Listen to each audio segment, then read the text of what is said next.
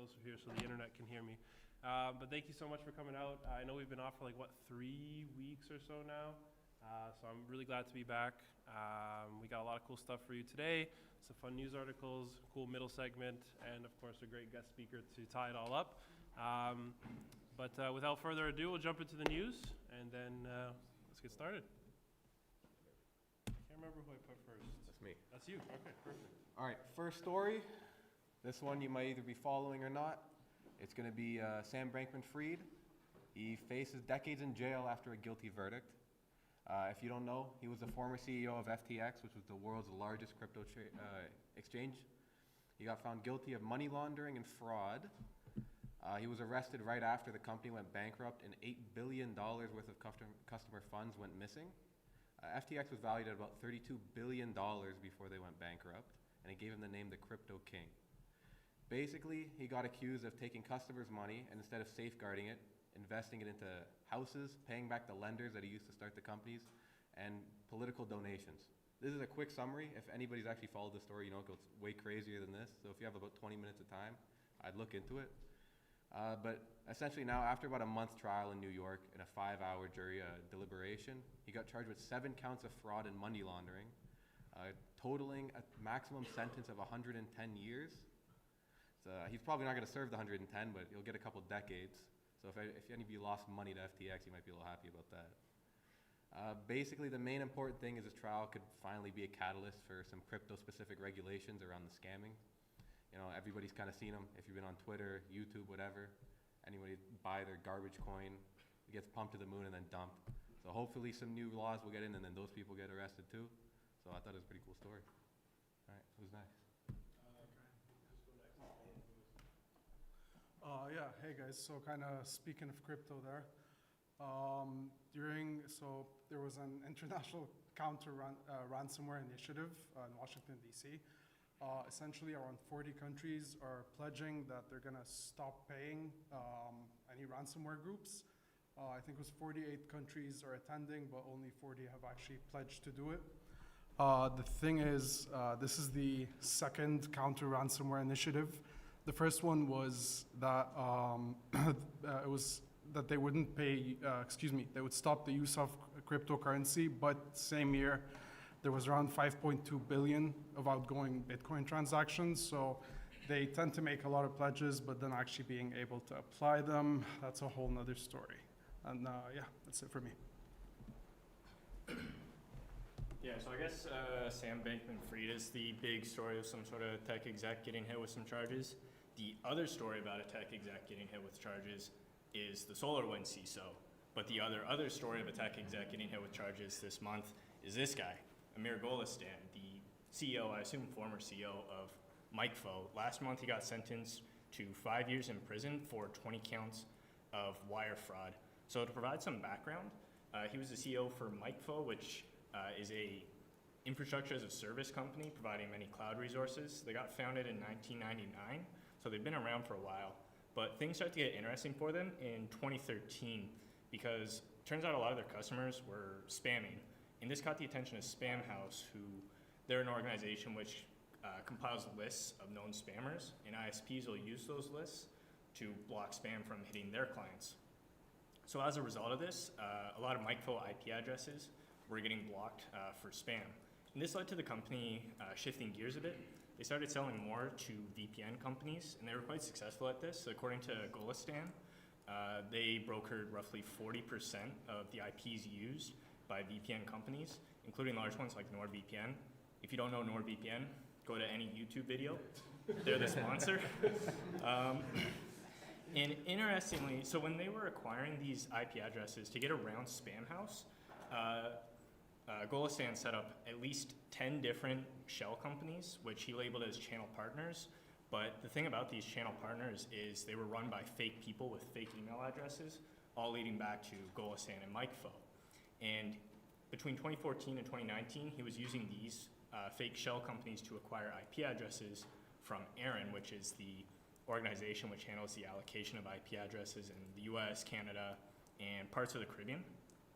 Once ARIN caught wind of this, they obviously wanted their IP addresses back. So in response, MikeFo sued ARIN and tried to get a restraining order The restraining order didn't end up taking effect due to the whole fraud situation. And in the end, Aaron got most of the IP addresses back that hadn't been stolen or sold yet. And they also got another $350K in legal fees. But the worst was still yet to come, because this caught the attention of prosecutors in South Carolina. In 2019, they brought a criminal case. And through this, we found out that Mikeville had acquired over 700K IP addresses, and each IP address is going to get you 15 to 25 bucks. So they had amassed 10 to 14 million dollars in IP addresses, with Golistan pocketing 3.5 million, with another 6 million on the way in escrow.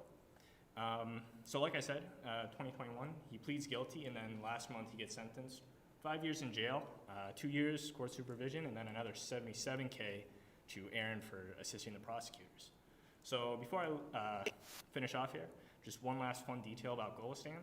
He's got a YouTube channel, a few videos up there, one of which is Mikeville employees describing what it's like to work at Mikeville. They use words like family, collaboration, and this is in 2020, like smack dab in the middle of the scandal. He's also got his proposal up there, where to get his wife to the proposal location, he said he had to lie about clients and work. And this was like 2012. This was before the business fraud stuff. So this was his origin story. Channel's still up. You can go there, subscribe, turn on the notification bell, but you probably aren't getting notifications for a while. The video is sponsored by Nord? Yeah, yeah. It is. All right, thanks, Jack. That was a way cooler story than mine will ever be, so I'll try to make it remotely exciting. I read a cool article about how the U.S. government, or Biden specifically, signed an executive order essentially trying to bring more of a focus to AI in cybersecurity within the United States. And I thought that was kind of cool, because I know that the U.S. doesn't directly impact what we do in Canada, but we usually follow suit with a lot of the stuff that they do.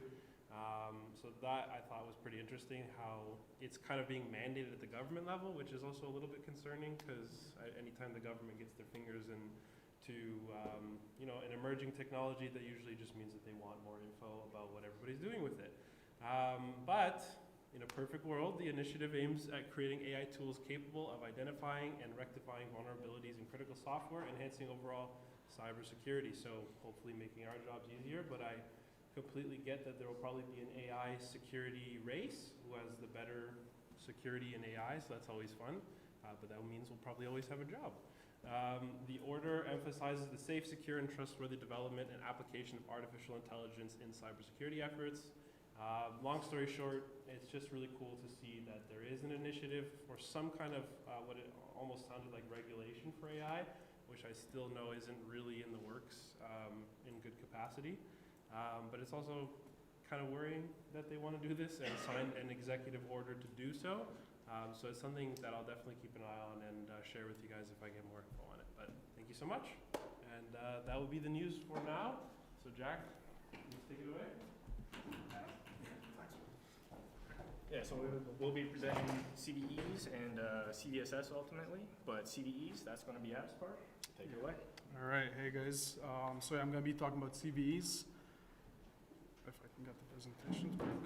Just try click on the PowerPoint over there. Oh wait, bring it this way, 'cause it's backwards. Yeah. Back in business.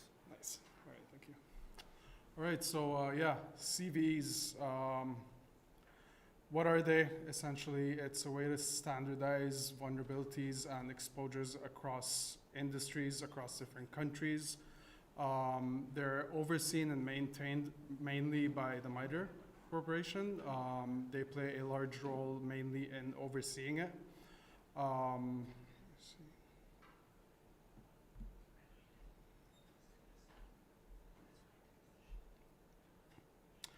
So yeah, just quickly, a little difference on vulnerabilities and exposures.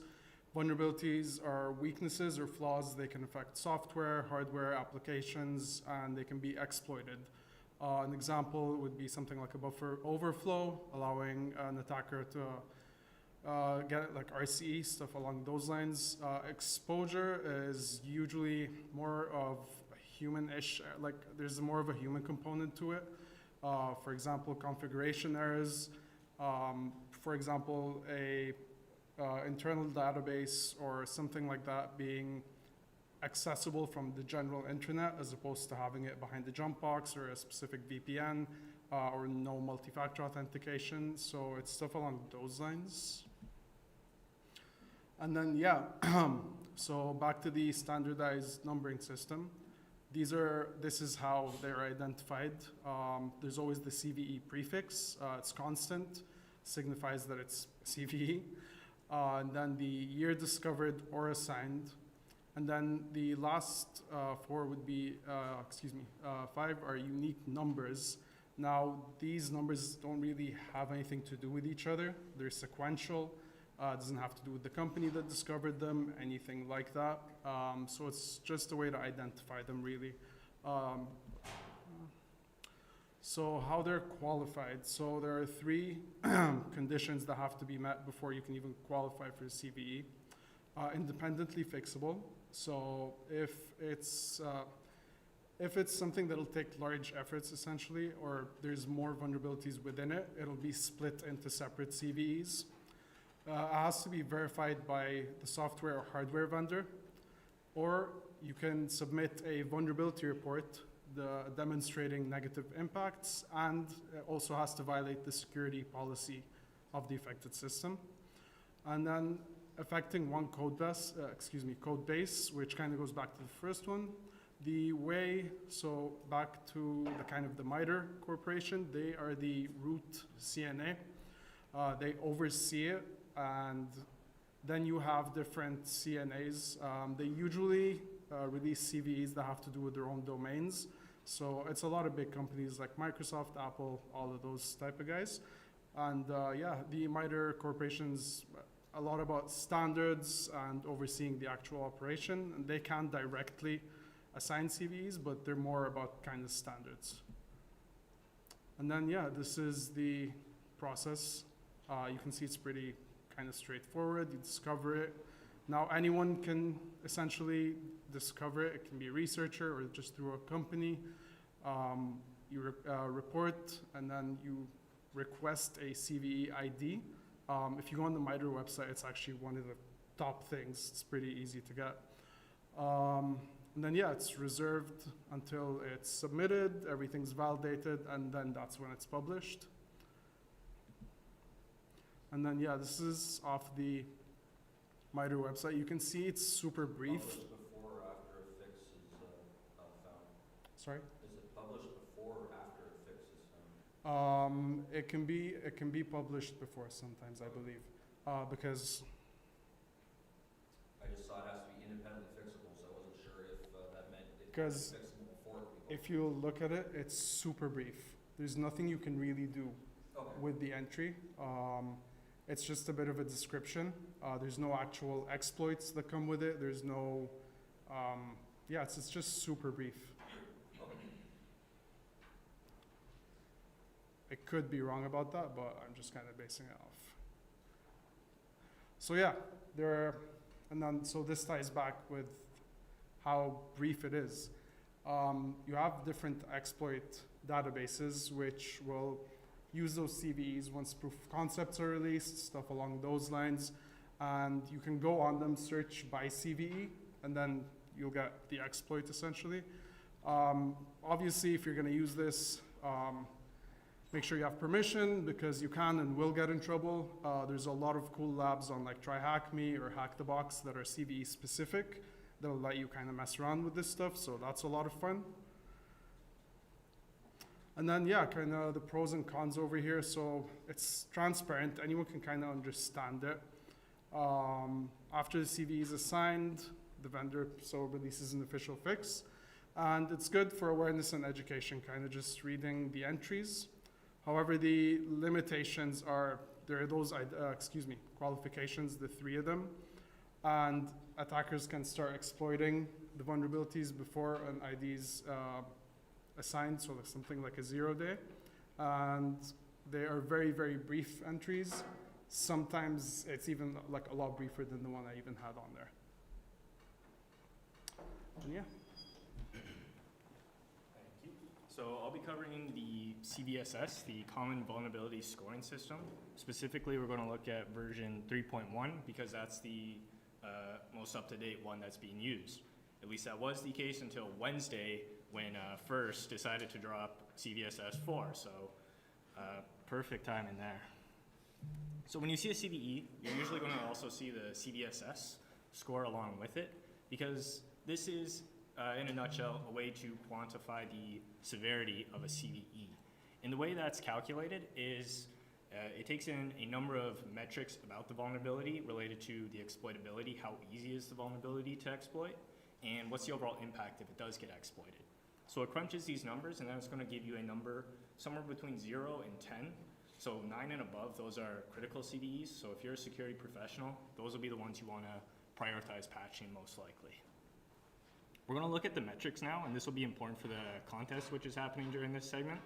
So pay attention. So we're going to look at the exploitability metrics first. You have the different metrics along the top, and the bullet points are the different values it can take. So attack vector, this is referring to where does the threat actor have to be in order to exploit the vulnerability. So in this case, the worst case scenario is if the CVE has an attack vector of network, because what this means is the vulnerability is exploitable remotely. So if your product is public facing, like it's on the internet, you can find it on Shodan, any random Joe can take a crack at it if it's vulnerable. Moving down, we have adjacent. So this means the attacker needs local network access. Either it needs to be on the same physical network, like you're using Bluetooth or something, or logically on the same subnet. Local and physical, they look like they should mean the same thing, but they are different. Local could mean, yeah, you got your hands physically on a keyboard, but you could be SSHing into the system, or you could alternatively trick the user into running something on their end. And then physical, you have to physically be present. You gotta put your hands on some sort of vulnerable component. Maybe you gotta plug in some sort of USB in order for your exploit to succeed. Something along those lines. The attack complexity, this is the other conditions which you need to rely on for your exploit to succeed. So if the attack complexity is low, the only criteria for you succeeding is yourself. If you know how to exploit the vulnerability and you got your payload and everything, you should be able to succeed every single time you try. But high, there's some other dominoes which need to be in place in order for you to succeed. Take for example, maybe there's some vulnerability where you're intercepting traffic, but your exploit is only going to succeed if your target is using HTTP. If they use HTTPS, it's not going to work. So that's another condition which you need to go your way in order to succeed. So that attack complexity would be high. Privileges required, pretty straightforward. Either no privileges required, low privileges, like maybe you just need to make a file or something. Then high privileges, this is admin privileges. So you might be thinking you can just rule out any CVE which has admin privileges, because I mean, if they have admin privileges already, what do you have to worry about?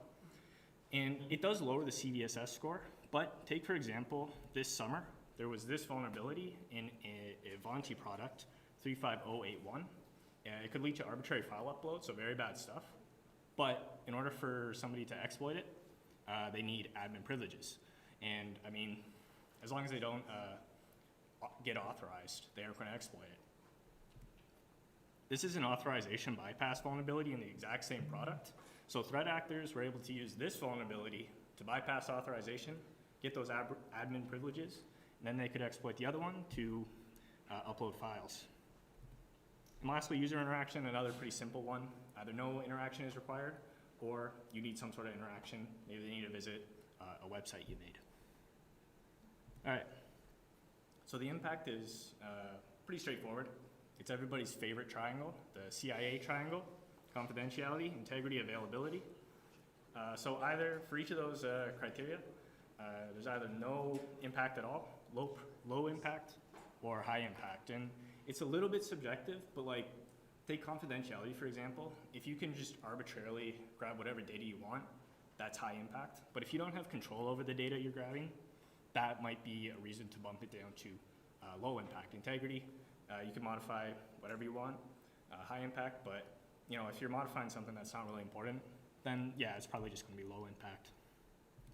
So the last one, which is in its own category, is scope. So to figure out if the scope is changing or not, you gotta think about where the vulnerability is and what's getting affected. So there was this vulnerability in Confluence, which is like a wiki that companies will use. And there was a vulnerability in Confluence, which could lead to data loss in Confluence. So it's the same, so no scope change. But there was another vulnerability in a Cisco web component, a GUI, and as a result, if exploited, the whole router was toast. So you're seeing the scope is changing there. Hopefully that makes sense, because we're going to get into some examples now.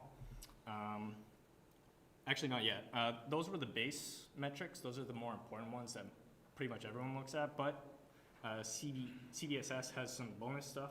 Temporal metrics, these are things which change over time. Is there exploit code available? Are there patches available, etc.? And environmental metrics let you sort of tailor the equation to your environment. So if you rely a lot on availability, you can weigh availability more. That's all that is. All right, finally, we're going to do some examples. So this is how you calculate the CVSS score for a vulnerability. You guys all brought your pens and papers, right? I got a calculator here, but actually, yeah, I should probably link that for you guys. Because you're going to want to use this once we get to the contest. Stream questions, JV.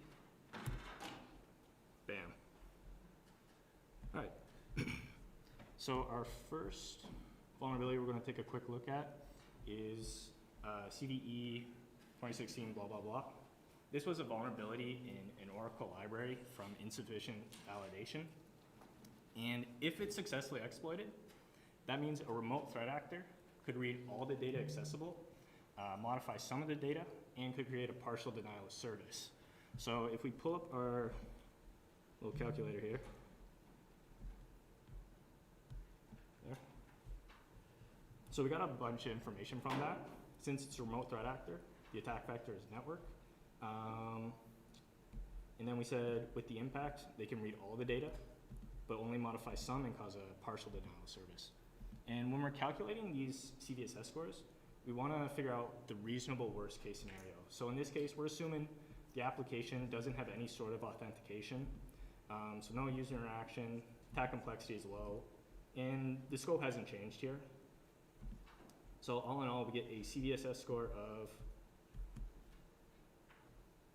8.6, which you see there. This one's pretty interesting. It's in iOS, and the attacker has to be physically present in order to bypass the password requirement for turn off Find My iPhone, or potentially deleting the iCloud account. So if I pull up the calculator again, there's a few things we'll need to change. One is the attack vector. Attacker has to be physically present. And here's where things get a bit interesting, okay? So raise your hand if you have an iPhone. A lot of people. Keep your hands up if on that iPhone you have a PIN that you need to type in every time you get in. A lot of people, a lot of people, a lot of people. What's your PIN? Worth a shot. Okay, so as you see, almost everybody has a PIN on their iPhone, but since we're assuming the reasonable worst case scenario, we're assuming you don't have a PIN, so there's no authentication required. And also no attack, the attack complexity is low, no user interaction needed. The vulnerabilities in the phone, and you're affecting the phone, scope is still unchanged. The impact's a little bit weird. They say no impact to confidentiality or availability. I feel like if you delete the iCloud account, the phone's not very available, but what do I know? But they said integrity had a high impact. So that brings us down to 4.6. It gets bumped down a lot because of the physical attack vector. All right, so hopefully you guys got a bit of an understanding of how to crunch these numbers, because the next slide is going to have some details on a CVE. I don't have the product label because I know we got some real OSINT demons in the audience here. Your job is going to be to read the slide and guess the CVSS score using that calculator I linked. You have one guess, make sure it counts, and put your guess in stream questions. Whoever gets it right first is going to win a 2-month try hacking voucher. If no one gets it right, we're just going to go with the closest one. And you have 2 minutes when I throw up the slide. So it is 32. We're going to get started Now, so there's the details. Have at her.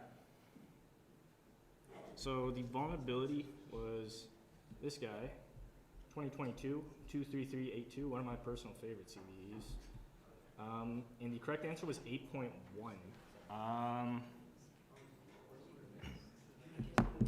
So I guess I wasn't clear if I kind of seen. All right. So just to sum it up real quick, local network access. That one's a tricky one because it's not local or network. That means you got to be adjacent. And then we got the attacker must send a malicious message. There's no mention of user interaction or any other conditions you need. And the impact, no impact to confidentiality, but you can impact the integrity and the availability if you break the camera. So 8.1. Nice try, Pablo. But it looks like Chrono has that one, since they gets the highest. Source, Jamal? Okay, so before I finish off, like I mentioned, CVSS 4 is now a thing. There's a few changes, most of it's the same. So there's no scope in that it's just one metric. Instead, you got a CIA triangle for the vulnerable component, and then you got another CIA triangle for the affected component. So with that Cisco example, you got CIA for the GUI, then you also got CIA for the router. What else have we got? Attack complexity gets broken into two parts.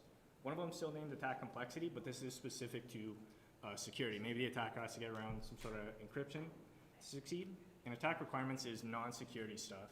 So maybe you need to win a race condition or something. And then there's also new supplemental metrics. Overall, they want to provide more specific context around the vulnerabilities to help professionals better assess risk. So with that, we're done with our presentation. We got the CCR code on screen. We'll be sending in the CCR form. You get.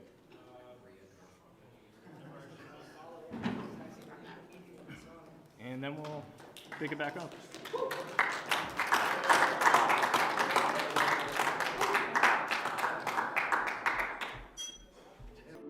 September 18th, 2001, exactly 1 week after the 9/11 terrorist attack. It wasn't just the US that was affected by these attacks. People from all over, especially Canada and Europe, it was a frightening time for a lot of these people. They didn't know what this meant for the future. They didn't know if there was future wars coming up. If something as simple as a plane was capable of causing over 2,000 deaths and countless people who are still injured and even passing away today from related issues from 9/11, what else was going to happen next? And unfortunately, it would only take another week before people found out. September 18th, 2001, throughout the United States Postal Service, a couple of envelopes came in and the workers thought nothing of it. Little did they know is what they were handling, just another harmless package, another harmless envelope. It would lead to 5 people dying, 17 people who were injured, and for many years, 0 people were arrested for this crime. So people started doing what they do. They were scared. They wanted to know who was behind this. Given the context of it, you might be unsurprised to hear that the first suspects may have been Al-Qaeda. After all, they were able to commit a terrorist attack, hijacking a couple of planes. What would be responsible for an attack like this? In fact, once the mail was received from the FBI, the CIA, and everyone was on it, what they found out is that there was anthrax. For those who don't know, anthrax is a very deadly bacterial virus, and it wouldn't be surprising that a terrorist group would be able to have it. However, a lot of the evidence and the accusations kind of came away straight away from a lot of the people who were more into starting war, and the letters were a little bit too clear, saying, death to Israel, death to United States, praise Allah. It was a little bit too suspicious, or a little bit too obvious. So we started looking at people who were more involved with anthrax and other bioweapons. Stephen Hatfield was one of the first people who were suspected, at least on an initial level. Barbara Rosenberg was a molecular biologist, and she put out many reports, many accusations against Stephen Hatfield. However, Stephen Hatfield was not a suspect at all. And in fact, after a couple people spoke out of line and blamed Stephen Hatfield for these accusations, they actually won a lawsuit against the United States for over $5 million. So that leads to ask, who is it? If it wasn't someone like that, which brings us to Bruce Ivins. Unfortunately, while there was never a case against Bruce Ivins, there was one that was building up against him, and I'll get into that shortly. Bruce Ivins was actually responsible for a vaccine program which was supposed to stop anthrax. Unfortunately, it hasn't been working well. On top of that, Bruce Ivins also has a history of mental illness and threats. For example, just for one girl he had a crush on who played sports, he allegedly said that if she had lost that game, then she would have poisoned her. And then on top of that is another time, is around 2007 when there was some more pressure with the case building up against him. He said that he would be fine taking out his coworkers with a bang. As the investigation grew on, he was found dead at his home in 2008. While there was never anyone who we could criminally charge, since at the time he was passed away and we couldn't get a proper investigation, we still don't know who technically would have been responsible for these attacks. But that doesn't mean that we didn't learn anything from it. And that's that trust is fragile. And that many of the things that we take for granted today are things that we can be used against us. And that's what brings us to the topic of today's discussion, hiding in plain sight, how adversaries and red teams abuse legitimate remote services.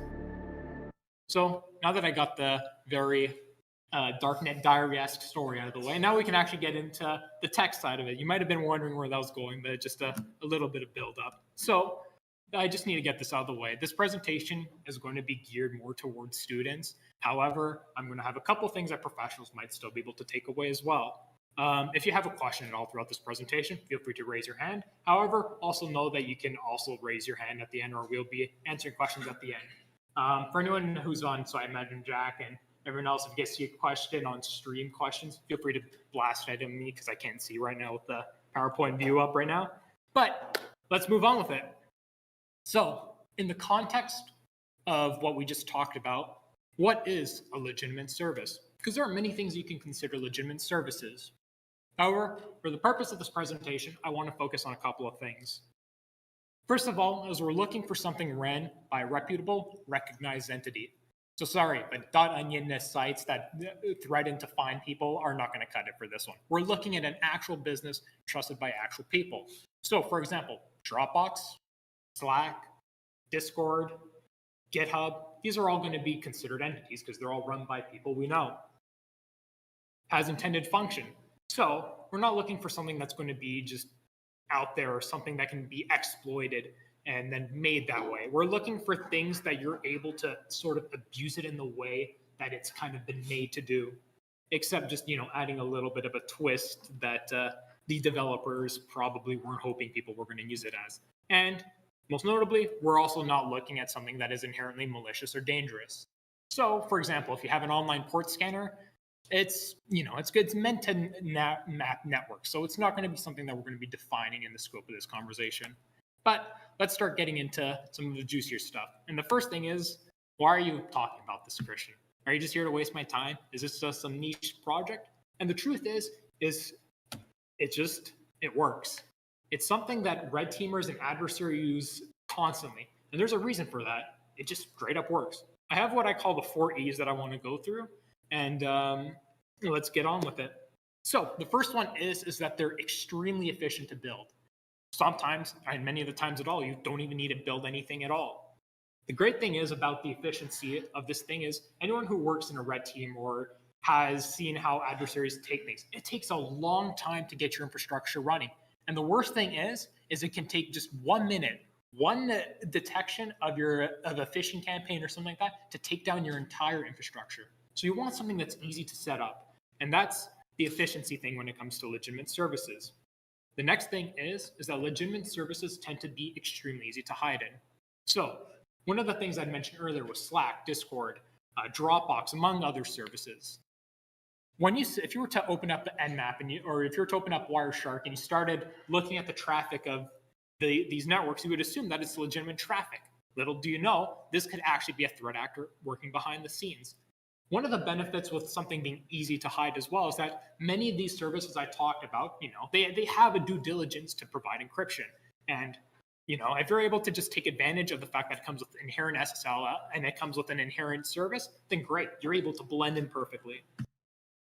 The next thing is because most of us here are broke students, you might be happy to know is that many of these things are cost effective. And even for those of us who are able to afford it, you know how often maybe your team is going to be pressuring you on buying things. You know how much the average Cobalt Strike license costs? John, maybe you could correct me on this, but you're going to be looking at around $10,000 to $100,000 for some of these licenses for one person. That's a lot of money. So why not just use something that's free and legitimate and can work as well? That's what we're going to be focusing on as well. And the main thing is that I want to focus on, it's everywhere. When I mentioned Slack, I was actually just discussing with a couple of my friends over here. Some people were talking about how they use Teams, some people how they use Slack.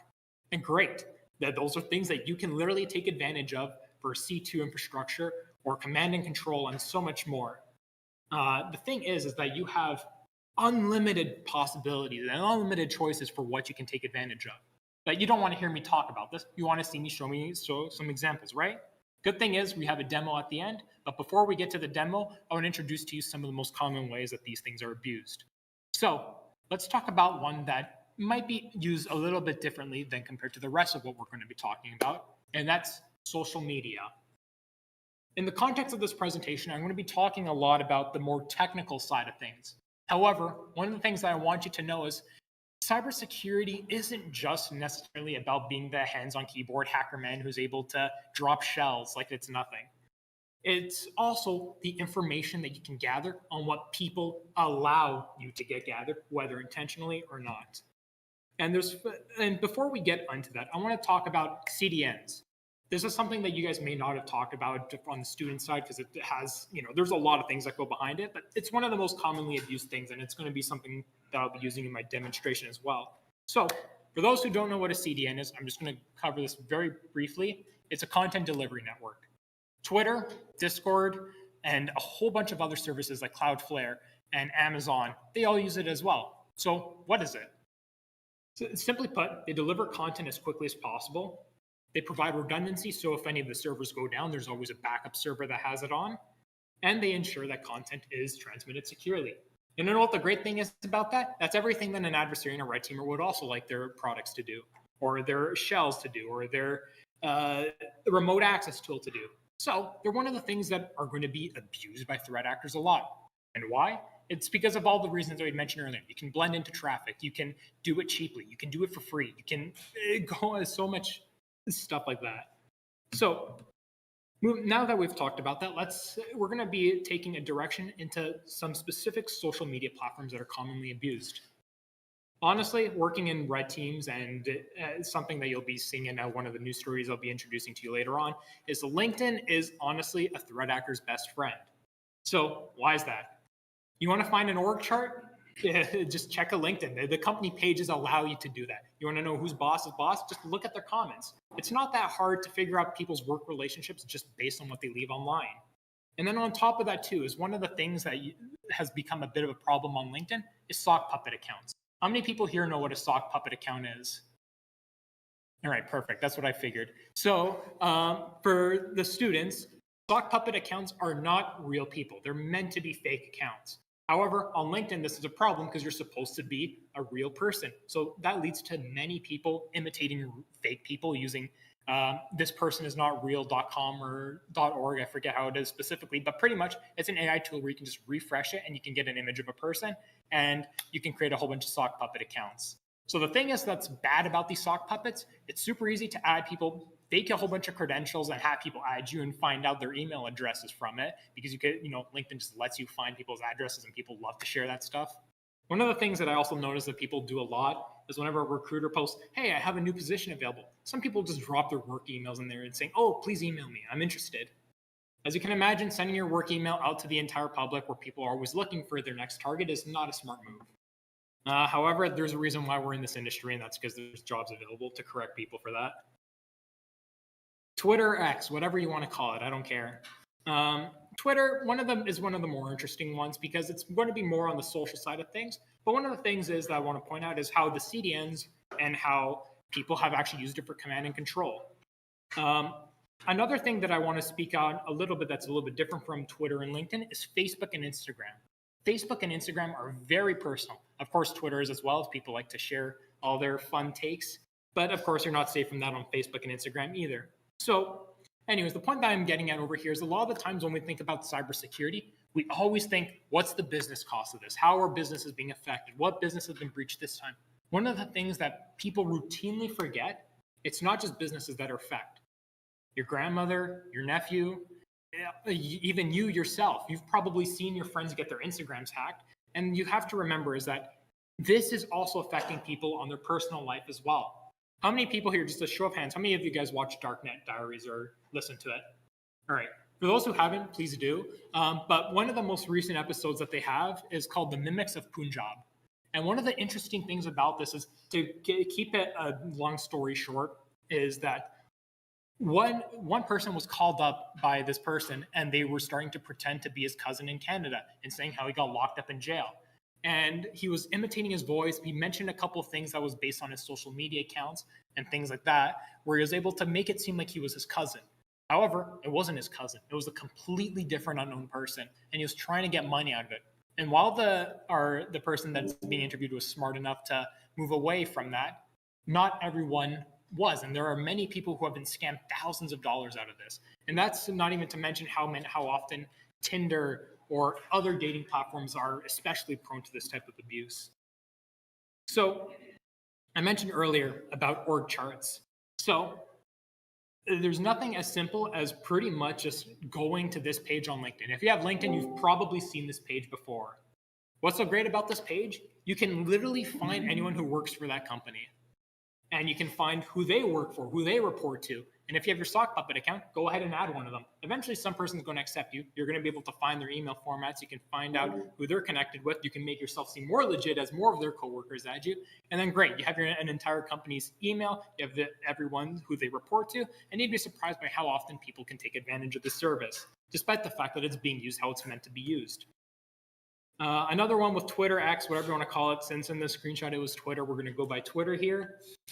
Someone is actually using Discord as a C2 service.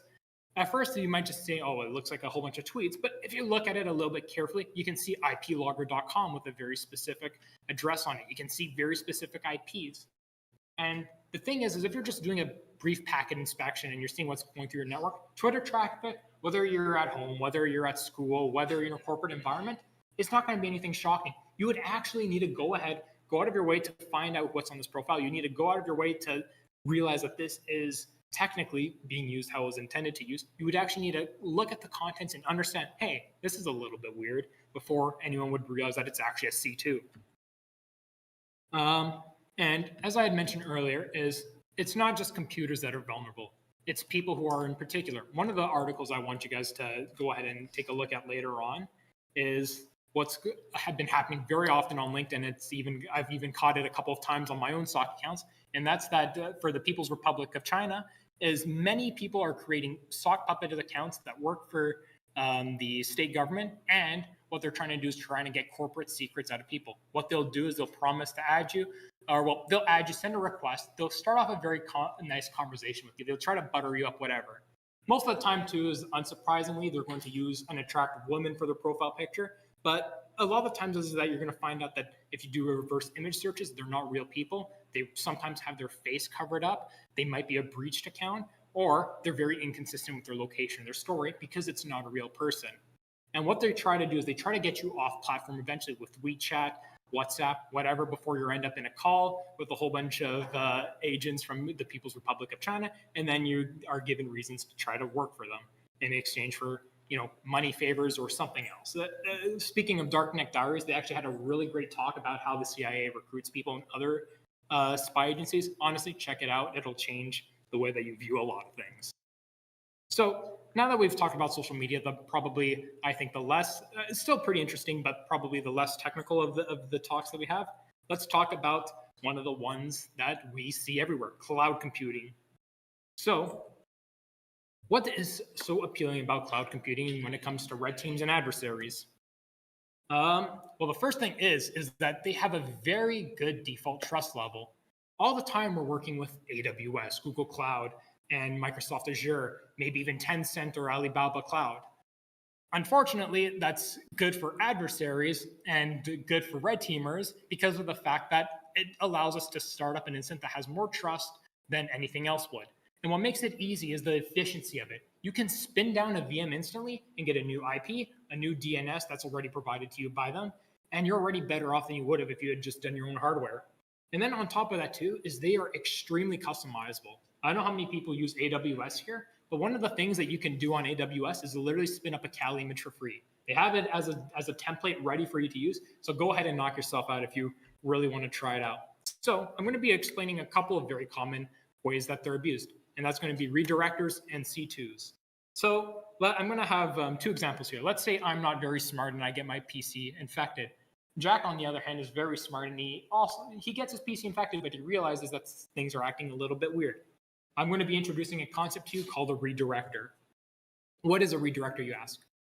Pretty much, it's a way for you to communicate with the C2 without directly exposing your C2 in the connection. What does that mean? So let's take this Amazon redirector and we have it connected to our C2. What will happen is Jack and I, when we're being breached, is it'll be first sent to the redirector before it's sent to the C2. That way, if me not being smart enough, I may not be reporting the C2 or reporting a malware infection. Jack, on the other hand, who is smart and is reporting it, is going to say, hey, IT, my computer's a little bit weird. Can you check it out? Or can you perform a scan or whatever? And then they find something a little bit weird. Maybe you might notice that it's communicating with the server. Problem is if this is your C2, the moment that gets spotted, you can risk losing all of your infrastructure, all of your shells that you've gotten, so on and so forth. With the redirector, you're able to spin it down if it gets spotted, and you're able to spawn up multiple instances of them connecting to your C2, so that way you don't lose connection with your other hosts. So for those, since I realized that I've gone this far and I realize that not everyone here might not be aware of what a C2 is, a C2 stands for command and control, and it's pretty much going to be a server where an adversary is going to be taking direct action against you from usually a remote or an agent that's connected to the C2 or regularly beaconing to it, which means trying to get a message from it. Another one of the things for anyone who has worked with web and the cloud is that you will get scanned all the time by random IPs. Sometimes if you have a web thing and you're keeping logs, you realize that people will just be trying random exploits on it. It's not that they're trying to hack your empty HTTP or your default Apache page. It's just that these are automated. This applies more so in the case of threat actors, but imagine this adversary instance. What they're doing is they're literally just scanning IP blocks of specific countries, just a wide range of IPs, maybe specific AWS and Azure, whatever else they want to scan, and they'll use these blocks, and they'll just try to find anything that they can. It's a great thing that we were talking about CVEs and CVEs earlier, because guess what? The moment that Log4j dropped, immediately threat actors were going ahead and automating these attacks. They weren't going out of their way searching. Sure, some of them may have been going on Shodan, searching who was vulnerable to it and whatever, and chances are they probably were. But a lot of adversaries also choose the cheaper approach, which is just spray and pray and hope that you get someone with Log4j. And the thing is, it happens so often.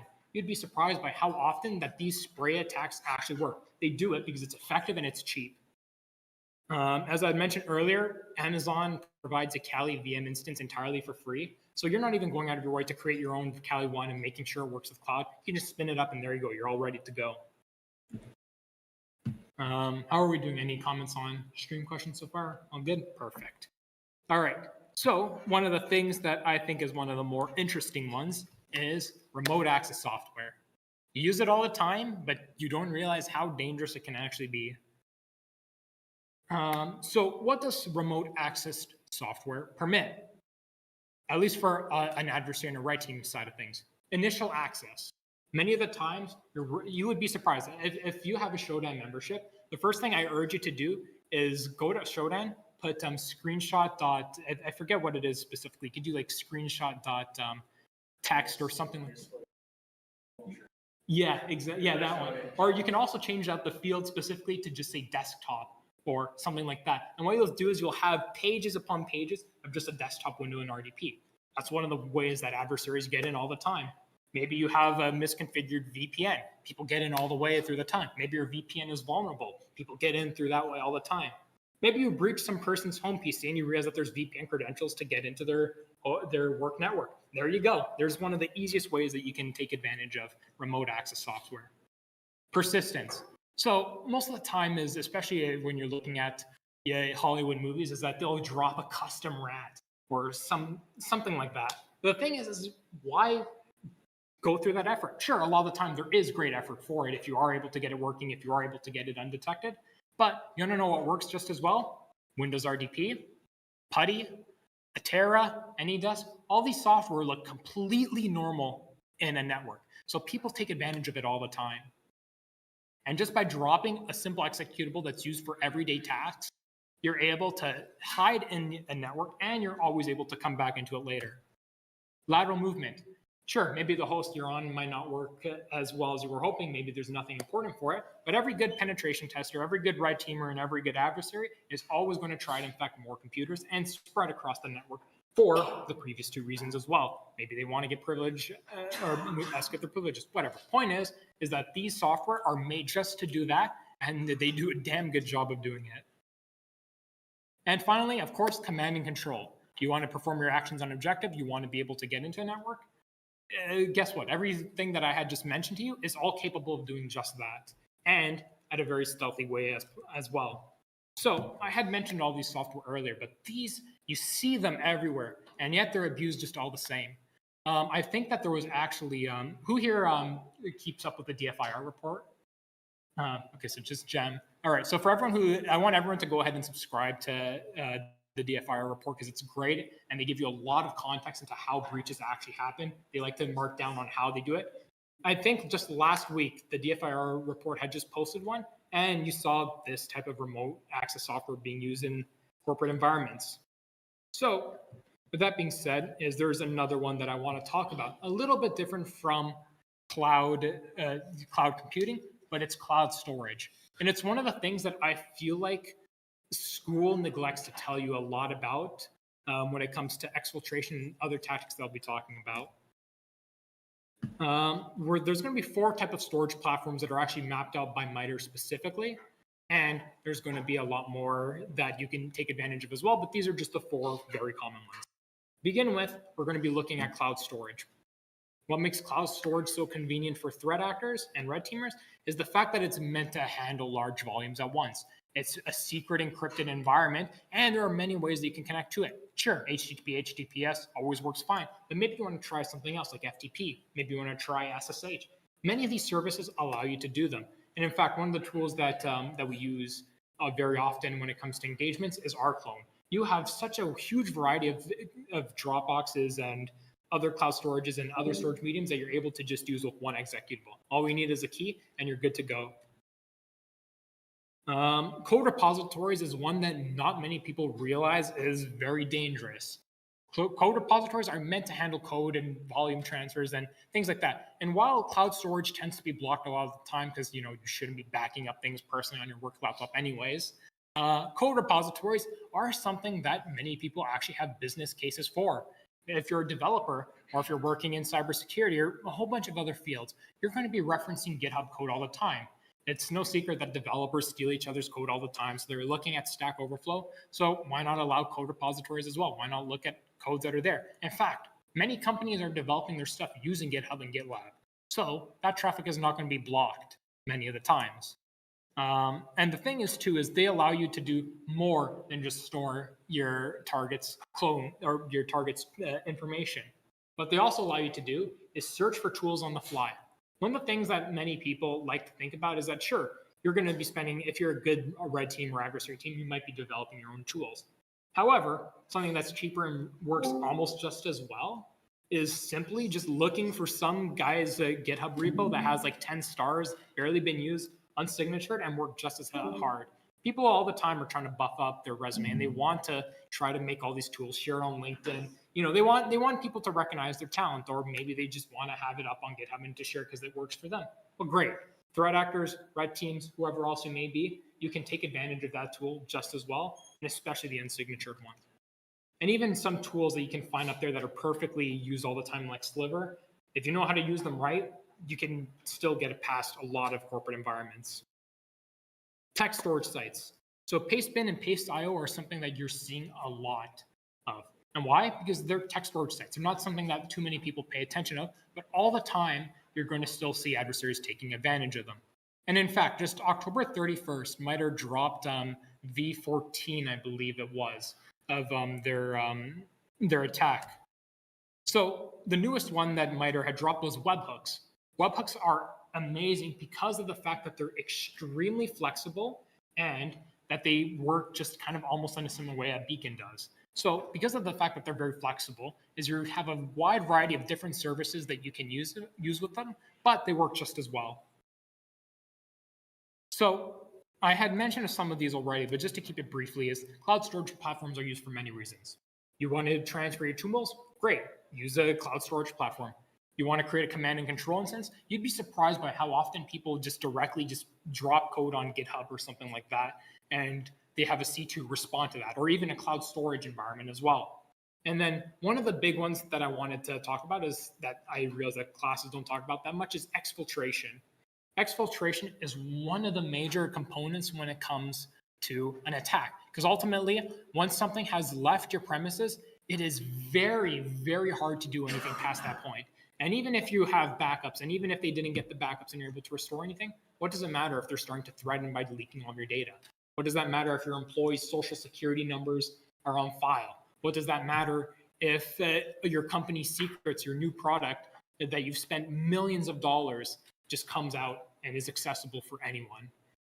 Remember, is that they're in it for the money, and exfiltration is probably one of the easiest ways to get it, and it's also one of the ones that take the least amount of effort once you have the capability to do so. So I want to talk again about exfiltration because it's one of the parts that, as someone who works in an offensive security team, we see so many clients fail on it. And the thing is unfortunately, it's very hard to protect against, especially if you're a small to medium-sized business. Why is that? So the thing is that we have to cover is that there are a variety of services when it comes to choosing or picking and choosing when it comes to exfiltration. I just listed 4 entire categories of services that you can use, but you're not just limited on these. And the thing is one of the main defenses that I see people rely on is trying to block maybe specific cloud storage providers, or block all cloud storage providers, or block all this entire category and whatever.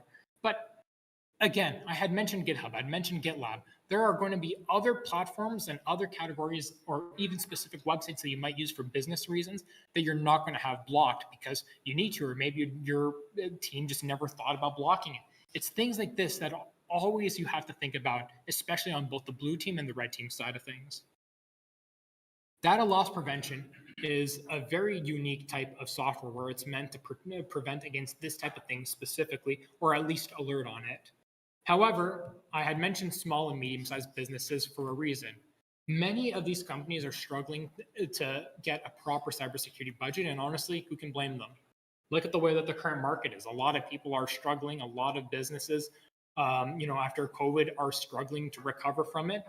Money is tight right now. Many people can't even find jobs right now, so it's not surprising that something that's a very specific type of cybersecurity solution isn't going to be readily available to all companies. So that's one of the main things that we need to worry about. However, sometimes DLP is just misconfigured. Maybe you didn't do a proper test on it. Maybe your test didn't actually protect against the data that you're worried about losing. It's things like these that you'd be surprised how often people bypass. And finally, sometimes your DLP just screws up. That's it. It just didn't catch it. It's not that much different than an antivirus, honestly. Sure, it might be able to catch many things, but you need to worry about the time that it doesn't, and sometimes it just happens. Another one that we find that fights against it a lot is packet inspection software or packet inspection tools. But again, it's a tool. You're being paid, or you're paying a company to allow you to use this type of thing, and you may not have the support for it. So that's where it's similar to DLP. But on top of that is packet inspection, relies on very specific things that it's going to alert on. Sure, you might have TLS that you're able to read through with packet inspection. What do you do if the traffic behind that is encrypted? What do you do if you're literally using steganography as your way to execute code? These are things that packet inspection isn't always capable of protecting against.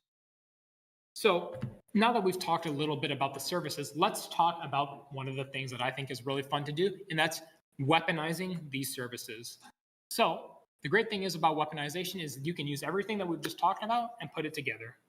So there are some considerations that you may not have thought of before this presentation, and these are things that we've experienced throughout my own personal experience, both professionally and individually, that you might want to consider that might make your plan for weaponizing a legitimate service, or at least take a turn on it. Data access and rendition. This is something you might not think about as a student very often, but I can promise you, your clients are going to care a lot about this. And the truth is, adversaries don't give a crap about most of these guidelines, but they're important when you're offering a legitimate service and you're taking the priority to protect your clients, while an adversary really doesn't matter what the fallout is most of the time, as long as they're getting paid at the end of it. So what is data access and rendition, and what are we talking about? We're talking about how long is the data stored? Can data be deleted on the service? What's their deletion policy? How long is it going to be out there for? And one of the main things is how accessible is it to people outside your client's organization? These are important because your client cares about it. Anything that your client is going to be worried about, they're going to be extremely worried about things that when it comes to people taking advantage of their data, or maybe a company has access to it and they can't delete it. So let's say you use Discord as your C2, and all of a sudden you are able to get a whole bunch of NTLM hashes and you start storing them and trading them on Discord or whatever, or not trading them, but you're messaging it on a secure channel or whatever. The problem is you are trusting Discord to hold this data for you. What happens if Discord gets breached? What happens if someone goes through messages after this breach and finds that you have dropped the company's NTLM hashes for specific users, or maybe you have passwords on there. Maybe you have specific information because you wanted to simulate realism for the client. Then great. You have to report to your client that they've just been breached just because of something that's indirectly out of your case. And these are things that clients are going to pick your brain about every time, because this data is very important to them. Terms of service and liability. I know we don't like reading them, but trust me, if you're going to be developing your own tools, it matters a lot for this. And why is that? What is considered acceptable use? Are you going to get yourself nuked off of the platform because of the fact that you didn't listen to what their terms of service said? That is a very real consideration. And then on the business side of things, as I had mentioned Teams and Slack being used earlier, do you have business with Microsoft? Do you have business with Slack? These are things where if you get caught and someone reports it to the wrong person, you can literally jeopardize your business relationship with them. And you know what's worse than failing to breach a client? Having your entire business network shut down because you just lost your license because they don't trust you with it anymore. And guess what? Because it's a company, they're not going to try to sleaze their way out of it. That's a very serious loss. So these are things that you have to consider dramatically. And then on top of that is, what's the legal reputational risk that you're willing to take up for it? Is there any that you're even willing to take up at all? If that is the case, then you might want to be very selective with the services that you're going to be using. Because again, you are representing your companies here and you're representing yourselves. It's important that you show yourself in as best of a light as possible, because this stuff does follow you around. Technical and economic. I'm going to be speaking more on the specifics about this in the next slide, but just to briefly go through some of them, is how likely is the service to be blocked? We had mentioned Discord, for example. Discord is blocked so often in companies. Why? Because it's a gaming platform. Dropbox and all these other things, they're also blocked very often because they're cloud storage repositories. They're things that companies don't want you to have access to. Are there any technologies that you need to know before you even bother trying to go with a specific service? So for example, Slack and Discord bots, if that's the way you want to go to, guess what? You better start brushing up on Python and JavaScript. If you're not good at that and you don't really care to learn it, then you might want to look somewhere else. And then on top of that is you're also looking at what limitations will the platform impose on you. Sure, many of the things you can get away for free, but sometimes you're going to be limited by bandwidth. Sometimes you're going to be limited by credits. Sometimes you're going to be limited by other factors that you need to worry about. Maybe it's something as simple as you not having any redundancy. You have a token inside of your program, and then boom, all of a sudden your token gets leaked and you're out of luck. So let's talk about some further tips on weaponization. APIs are one of my favorite things to take advantage of when it comes to this type of things. Why? Because of the fact that it takes all the hard work out of developing communication. It takes a lot of work to make traffic look legit, and it takes even more work to make sure that you have a client server infrastructure running. However, APIs are already built with that in mind, so it's freely available. You would be surprised by how much this knocks down your code by already providing encryption and providing a whole bunch of other things that you can just pretty much focus on making your agent at that point.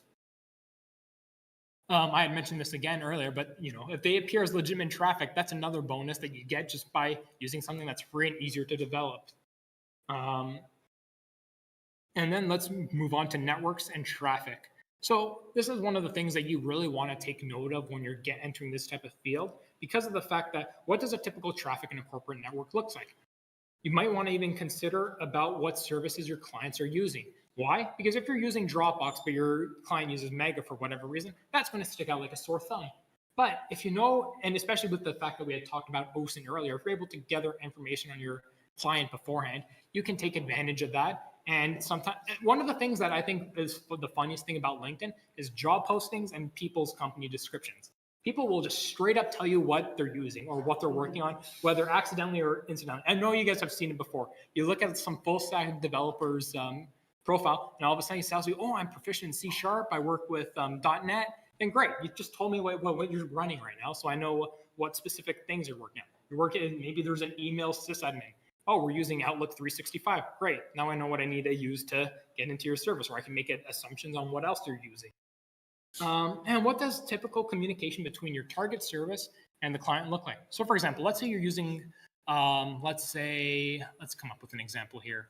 Let's say you're going to be talking about a service that, only, like, let's say you're using RSS. RSS is going to be very infrequent a lot of the times, or maybe 5-minute timers, something like that. Is they're going to be beaconing at a very specific rate. However, if you have a constant stream of RSS communication going on, that's going to stick out like a sore thumb, and a lot of security products are going to take note of that. And honestly, one of the funnest things about this is just be creative with what you do sometimes. You'd be surprised what works half the time. Things that aren't seen by threat actors. If you want to use Imgur or a whole bunch of other services, maybe you want to be the first person who figures out how to compromise a company by moving your Wizard 101 avatar around. I don't know. Things like that are literally how you can get in just completely unexpectedly. The services your clients are using. I'd mentioned this earlier with networks and traffics and APIs, but depending on what services your clients are using, you can kind of weasel your way to using something that you never would have thought that you'd use before. And finally, how else can you deliver and read content? One of the things that I remember reading earlier is I remember people using .object files as one of the ways that they had compromised companies. And the thing is you want to be creative with that type of stuff because it's things that might not stand out originally. It might seem as ordinary traffic that people are doing. So imagine that you're at home and then your older brother goes around starting to download VR chat avatars, and you're a sysadmin at home. You're like, oh, he's doing that stuff again. In reality, it's actually maybe a C2 that's happening that's doing a very specific thing. You don't know it, but it's part of the fun in trying it out. You want to get your home lab and you want to try out these things, see what works on antiviruses, what doesn't work on them. It's honestly just a lot of fun. One of the things I also want to point out before we get to our demo is telemetry is super important when it comes to creating C2 infrastructures. Just because you're able to get in past the initial access, if you all of a sudden start running Mimikatz or delivering it through your agent, that's going to be caught right away. If you're running suspicious processes, even though you have all this encrypted traffic or whatever, that doesn't mean your agent isn't going to get caught. Much of the times, these services run by, or antivirus and other security solutions, is that usually work on a point system. The more suspicious things that you do, they'll start adding those suspicion points before they reach a certain point where they say, okay, that's it. This is raising our red flags a little bit, where it's out of our comfort zone, you're out. All right, thank you, Cristian. So we'll be hitting Monty's tonight, and then we'll be back here in another couple of weeks, November 17th. Hope to see you guys there. Till then, have a good night.